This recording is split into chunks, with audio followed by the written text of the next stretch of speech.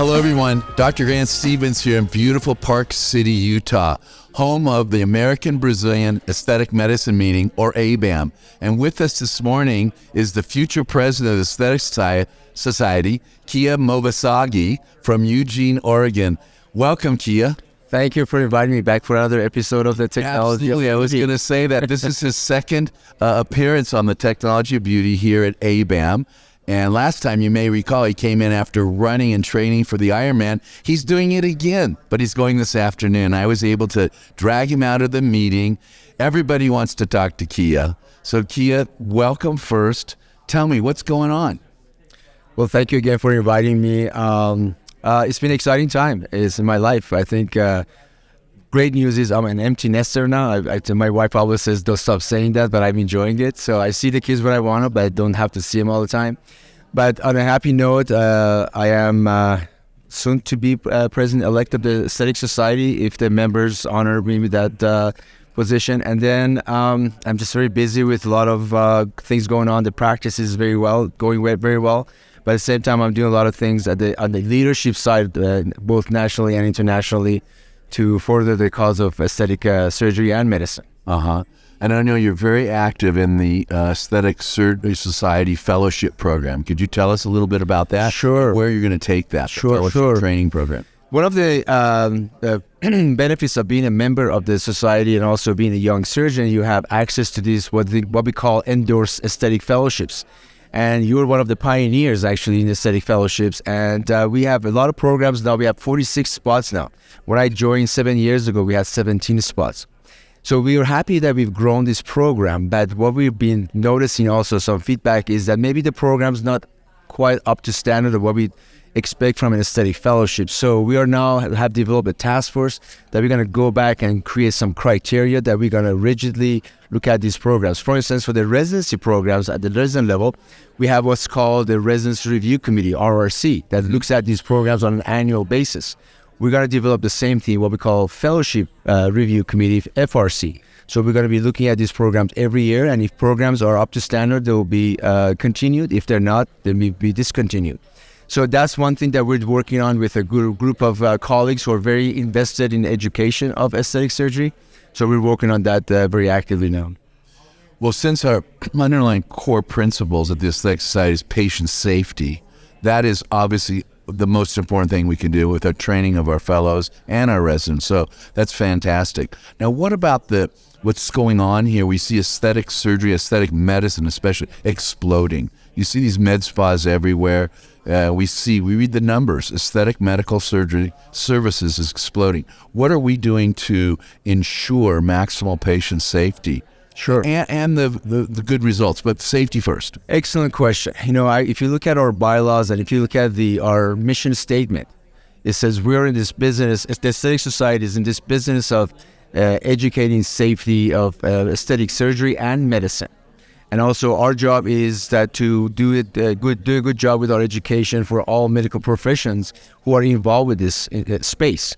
Now, go back 10 years ago, the space was very limited. It was essentially us and maybe a group of other colleagues with what we call core specialists where we're doing this. But the market is growing, expanding. And our job is, to make sure that as this market is expanding, we do not lose track of the safety, because safety is the utmost of interest for all of us involved. So how do we maintain that without losing the exclusivity of surgery for us who are well-trained, board-certified plastic surgeon? So that's going to be the challenge and also the opportunity for us to grow and maintain the safety component for all people involved. So I'm actually right now going to be chairing a task force looking at this. How are we going to move forward into the future? And sort of think of it as a sort of an aesthetic pyramid concept, where we'll be at the top with the surgery, but there are going to be tiers of people below us who are not surgeons, but they're still providers of aesthetic medicine. And we have to make sure that these folks are well-trained and provide safety to our patients. Clearly, that's the key. Do you already have the answer to how you're going to be doing that? I understand the pyramid. How are we going to do that with courses, with education, cadaver labs? What do you think we're going to do to ensure that safety on those other providers that are maybe extenders or PAs, NPs, RNs.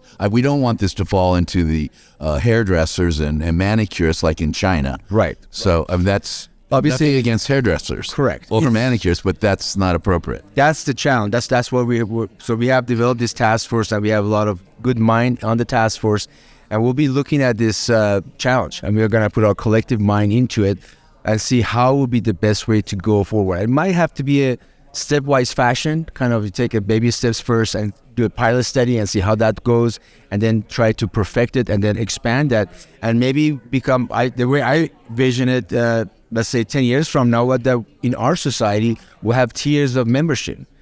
You're an aesthetic surgeon as a member, then you have a nurse practitioner as a member, and each member at that specific tier will be able to access certain level of education, but not all education. So I'm thinking maybe in the future that will be the model. I'm not sure, but we'll see how this goes. That would be very interesting. Well, speaking of the society, we have a big meeting coming up. Yes, indeed. Where and when? It's going to be in Miami in April in Miami. It's going to be exciting. We are expecting that now that we sort of see the COVID in our back mirror. Hopefully we see a lot of international colleagues join us, especially the South Americans coming in. So we're excited. And from what I'm hearing from our executive director who's here with us, is the numbers are ahead of the schedule.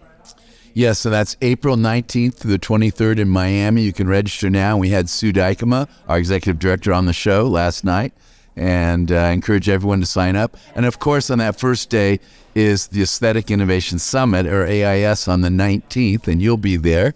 And all of you can register for that also, followed by my favorite, Hot Topics, yes, on the 20th, which is always so exciting. So I hope you all register for that. It's a separate registration for Hot Topics. I'm sure you'll be so busy as the incoming president-elect, I'll probably not be able to spend much time with you, but I certainly enjoy it. What else would you like to share with any of your adoring fans here today before I send you to your next meeting? Well, I think, is the biggest challenge, as you notice, we all get busier and busier, and as plastic surgeons, it's just our DNA. We want to always be involved. We're type A personalities.